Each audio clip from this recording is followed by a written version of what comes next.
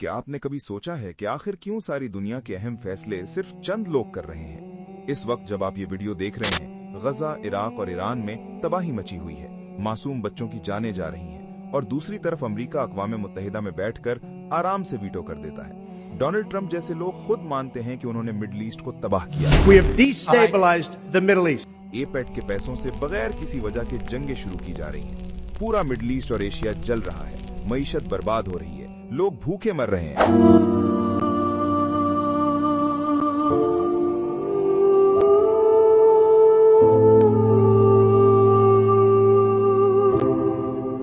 और अमेरिका 7 समंदर पार बैठकर सुकून से मजे कर रहा है। आपके दिमाग में ये सवाल जरूर आता होगा कि आखिर अरब ममालिक जिनके पास इतना तेल और पैसा है, वो चुप क्यों है? क्योंकि वहां अमेरिका ने अपने कठपुतली बिठा रखे हैं जो सिर्फ उसे फायदा दे रहे हैं।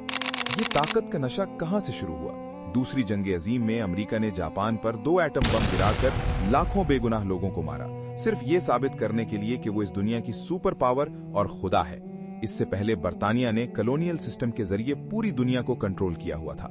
लेकिन आज तफकीर अफकार पर हम सिर्फ बाकी सोशल मीडिया की तरह सिर्फ बातें नहीं करेंगे, हम सवाल उठाएंगे और मस्जिद नबवी के मॉडल से इन सब मसलों का सीधा हल भी निकालेंगे। इंसानी तारीख के शुरू में जाएं। अल्लाह ने इंसान को दुनिया में अपना खलीफा बनाकर भेजा।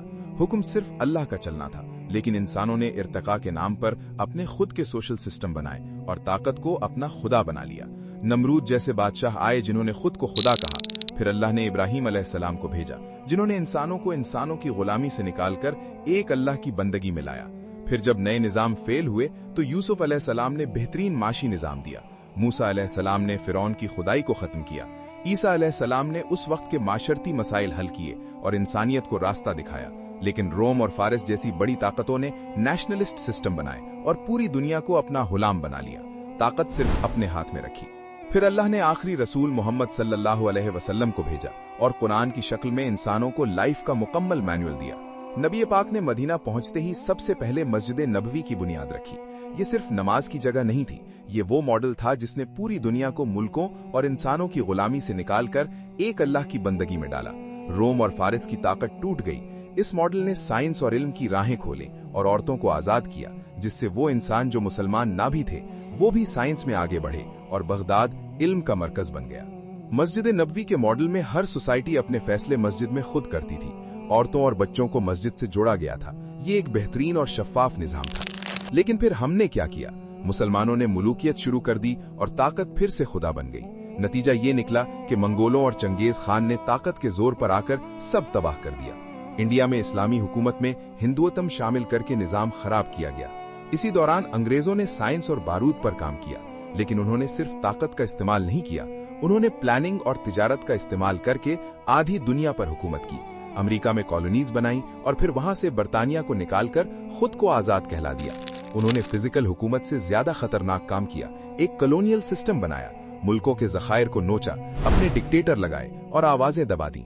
फिर नया दौर आया। शुरू ने लगा कि इंफॉर्मेशन फ्री मिलेगी, लेकिन हुकूमतों ने न्यूज और मीडिया को कंट्रोल कर लिया। उनकी सबसे बड़ी कामयाबी उनका एजुकेशन सिस्टम था। इस सिस्टम ने हमारी बुनियादें तोड़ दी और हमें अपने कॉलोनियल निजाम का पक्का गुलाम और मुलाजिम बना दिया। उन्होंने झूठी नेशनलिज्म डाली और हमें ऐसा गुलाम बनाया जो पुराने जमाने के गुलामों से भी ज्यादा मजबूर है। हमारे दीन को उन्होंने छोटी मस्जिदों में कैद कर दिया। सिर्फ 2 नमाजें पढ़ो, बयान सुनो और चुप रहो। दीन को निजाम से निकाल दिया।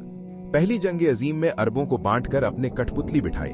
अब हम इंटरनेट के दौर में उनकी हिस्ट्री और एजेंडा समझने लगे हैं, तो ये एलीट क्लास अब आर्टिफिशियल इंटेलिजेंस को हथियार बना रही है।